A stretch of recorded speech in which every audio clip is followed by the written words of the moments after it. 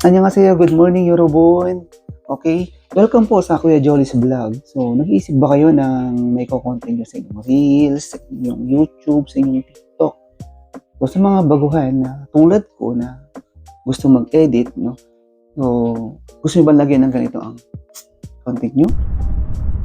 O kaya ng ganun? O kaya ng pusa na kumakanta or nagigitar? Diba? O kaya mga makukulit na, ayan. Okay? So, tara. Punta tayo sa CapCut at ituturo ko sa inyo kung paano. So, ito guys is libre lang naman.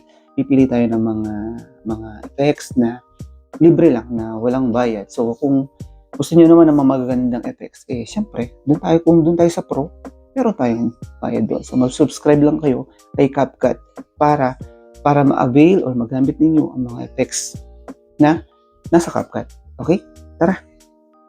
Po tayo mag-proceed sa CapCut. Punta po muna tayo sa ating TikTok account. Okay, so dito po natin kukunin yung mga materials na gagamitin natin. Tulad nga po nung cut guitar, green screen, siyempre. Okay, so ayan po. Pag nakapili na tayo ng ating mga napipili natin, tulad po nito na pusa na naggigitara. Okay. Para po ma-download natin siya, pindutin lang po natin yung dito sa bandang kanan yung parang arrow na nakaturo sa kanan. And then, hanapin lang po natin yung save video. Okay? So, save video. Ayan po. So, yan ay makikita po natin sa ating gallery. Yan. So, nakasave na siya sa ating gallery. Ayan po. Okay? And then, punta na tayo sa ating CapCut. Type new project. And then, dapat po record na kayo or nakapag-take na kayo ng video about yourself na yan, nagkukwento tayo ng ganyan ng mga kunwari, nalilitaw sa mga part na bahagi ng ating lugar. Okay, so ito po, napili ko. Ayan. Annyeonghaseyo, good morning Yorobun. Okay, upload na po natin yan.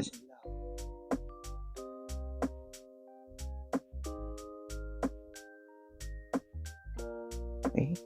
So, yung sa video natin, so mag-act tayo na meron tayong pinapakita ng mga bagay-bagay. So, dito sa part na to, ano lang natin na kung saan nilapat natin yung ating kamay, no, na may pinapakita tayo. Scroll lang natin yan. Yan, tulad dyan. So, stop natin dyan and then teka, lagyan ng ganito. Ayun. So, pag ganun ng ating kamay, split natin yan. So, yan ang magiging tanda natin para sakto natin ilagay dyan yung ating na-download ng mga video na may green screen. So, bakit green screen ang ginamit natin? Kasi pag green ang background ng isang video or ng isang bagay na ating ipapakita, ay madali natin siya matatanggal using chroma key. So, mamaya papakita ko sa inyo paano gamitin yung chroma key. So, ayun. Mula dito sa ating split, mag-overlay tayo. Overlay para ma-add natin yung additional video na ating ilalagay. So, yung planet, yung nauna, lagay natin yung planet. Yun. So, add. And then, dito sa bandang ibaba, ikakrop natin yan. So, transform natin. No? So, ito, kung makita nyo yung parang dalawang angle. So, transform and then resize. I-resize natin kasi sobrang laki naman yung natin. No? Or just na ibang way pa, bukod dito sa resize, gagamitin lang tayo ng mask. Okay. Hanapin lang din natin yung mask. Ito, yung mask na may square, tapos merong bilog sa gitna. So, pipiliin na, meron dito yung horizontal, mirror, circle, rectangle, heart. So, gagamitin natin yung circle since circle naman ang ating gagamiting materials. Okay? Yun. So, makikita nyo, may dalawang arrow sa by side. Tapos sa ilalim, yung dalawang arrow. Okay? Adjust lang natin ng konti. Hanggang dun sa sakto yung globe. Okay, yun. Eksakto na yan. And then, Adjust lang natin konti itong ano niya para maganda, hindi siya masyadong halata yung pagka-cut niya. Okay, so kung okay na yan, check. And then, punta tayo sa remove background. Ito, yung remove BG. So, remove BG, tapos piliin lang natin yung chroma key. So, libre lang yan, wala naman siyang bayad. Actually, yung mga may bayad kasi may nakalagay na pro sa mismong effects, sa mismong ano ng effects. Okay, so kung may mapapansin kayo, may makita yung circle dito sa may bandang earth na ginawa natin. I-drag lang natin to. Hanap tayo ng color na tatanggalin, yung kulay green kasi nga hindi siya dapat doon, no? Kailangan natin tanggalin yung green para makita natin buo yung earth. Okay? Check lang yan. And then, drag natin sa ating palette. Yun. So, pwede mo i-resize siya i-resize yan mo lang tap mo lang sa screen, yung dalawang daliri mo na yan. Pili lang ng ano. So, ito. Tingin ko okay na yan. And then, check. Okay. And then, play natin. Malagay ng ganito. Okay yan ng ganun. Yan. So, pagdating ng turo niyang ganun, ng ganun, split ulit tayo dyan. Okay, so split natin tong main video natin and then pati yung earth. So, yung sobra sa earth ay i-delete na natin yan. Para kapag pinili natin yan, okay yan ng ganun. Yan, mawawala siya. Okay ng pusa. So, sa pagkaturo ng ganun, maglalagay ulit tayo ng panibagong effects. Okay? So, dun sa video natin, may nakita kayong whale. Lagay natin yung whale. Maghahanap tayo ng whale. So, kung ano kanina na sinabi ko, punta kayo ng TikTok and then download nyo yung whale na may green screen. Okay, hanapin lang natin. Parang andito yata. Ito. Yun. Okay, whale. And then, add din natin yan. And then, i-resize natin to. So, natin i-resize using transform yung kanina. No? Na dapat gagamitin natin sa earth. So, dito, gagamitin natin siya para ma-resize natin yung video kasi masyado siya malaki.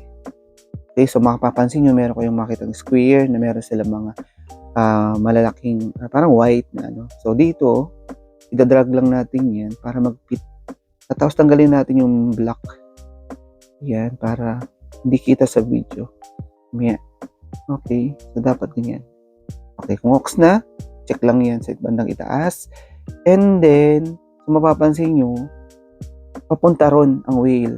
Ang gagawin natin is i-mirror natin yan. Ayun, mirror, para bumaliktad. And then, lakyan natin ng konti para maganda sa video natin. Ayun. And then, so mayroon pa siyang green. Anong gagawin natin? Remove BG. Okay, so balik tayo dun sa sa mga menu. And then, hanapin natin yung remove BG. Yun, remove BG. Same. Chroma key. And then, color picker, kukunin natin yung green. Yun yung green. And then yung intensity, adjust natin ng konti para hindi makita yung green sa whale. Okay. So, think ko, goods na yan. And then, try natin i-play. Okay yan ang ganun. Okay ng pusa. Okay. So, itas natin ng konti. Medyo mababa yung whale. Tas lang natin na siya ng konti. Konti lang naman. Okay. So, goods na yan. Kung may nakita kayong TikTok logo doon, pwede naman natin tanggalin yan. So, i-resize pa natin siya ng konti. Para makrop yun. Nawala yung TikTok na logo. Adjust natin ng konti. Yun. Check. So, goods na yan. So, play natin. Okay. So, pagturo niya sa ibaba, sa video na ina-act natin na meron tayong tinuturong pusa, tinuturo sa baba. So, crop lang natin yung, select lang natin yung video ng whale and then split and then delete. Tapos, taas din natin siya ng konti. Masyadong mababa. Kasi hindi ko na nakita yung mukha ko. Pero sige. So, next, proceed tayo. Play natin yan. Yun. So, pagturo niyang ganun, kailangan lilitaw yung sinasabi niyang pusa na nagigitara or kumakanta. Pero, eto. add overlay again, and then hanapin natin yung pusa na dinownload natin kanina, and then add. Tapos same procedure, kailangan natin siyang i-crop para mawala yung kalagay na TikTok doon sa video.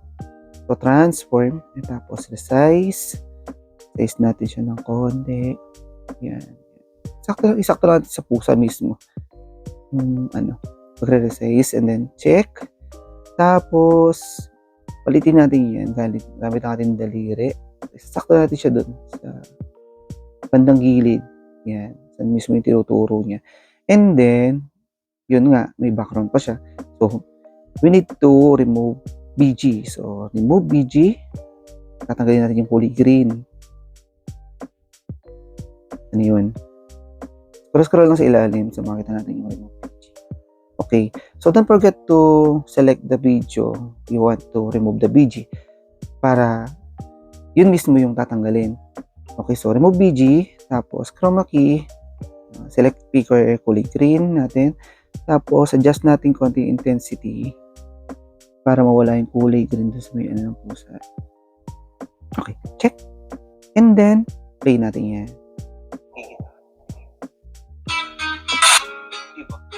Okay, mga makukulit na. Okay, so, may narinig tayo medyo pangit na sounds. Ayun, pwede natin adjust yan. So, from dito, select natin yung video ng pusa kasi doon ang gagaling yung mismong sounds na yun. Split lang natin, tanggalin yung pinaka-una. Kasi okay lang na din naman, nabawasan natin. Kasi di naman importante na kasi ang lang naman natin yan, yung purpose natin is pakita yung pusa. Ayun. Diba? Okay? So, sabi niya yung mga makukulit na. Okay? So pagturo niyang ganun, post lang natin yan. Then, select natin yung video ng pusa, split again, and then delete, no? Kung sobrang yan, is delete na natin yan. Okay? So, add overlay ulit tayo. Lalagay naman natin yung mga minions, no? So, nakita niyo sa video ko is minions. Ayun. Yan. Add natin yan. So, same procedure natin. Select the video. And then, punta tayo sa transform. Transform, and then, resize ulit, no? I-resize natin ulit para sumakto lang doon sa mga project natin, model natin, no? So model ang tawag para sa kanila. So nakalimutan ko kanina. Okay, so kung ox na yan, yung TikTok dito sa part na to, hindi na natin matatanggal kasi nakapasok siya ng konti. Pero ox lang naman yun, hindi naman yun mahalata. And then remove BG, no? Tapos nun is remove BG na para matanggal natin yung kulay green. Select chroma key. And then, color picker, kulay green. Tapos, yung intensity, bukasan natin ng konti adjust natin ng konti para mawala yung kulay green sa mismo mga model natin. And then, check. Tapos, mapapansin nyo, masyadong malaki. I-resize na din natin ulit. Din natin yan. Ayun. So, sakto lang natin sa baba para hindi siya masyadong halata. Ayun. Okay. So, check.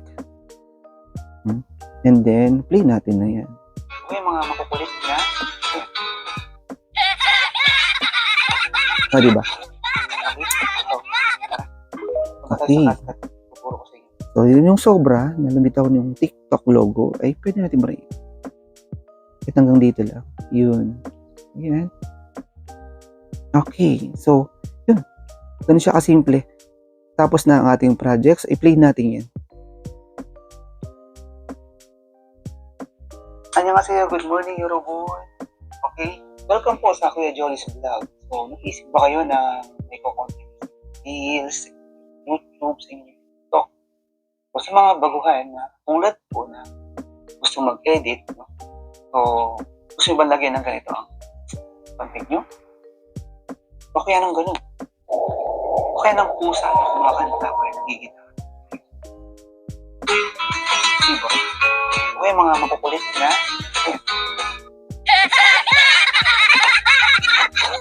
okay, so, tara. Punta tayo sa CapCut at ituturo ko sa inyo kung paano. So, ito guys, is libre lang naman. Yun, pag okay na, edi export na teka. Ayusin natin yung quality niya. So, resolution is high, and then yung code rate is high. Okay na, and then export.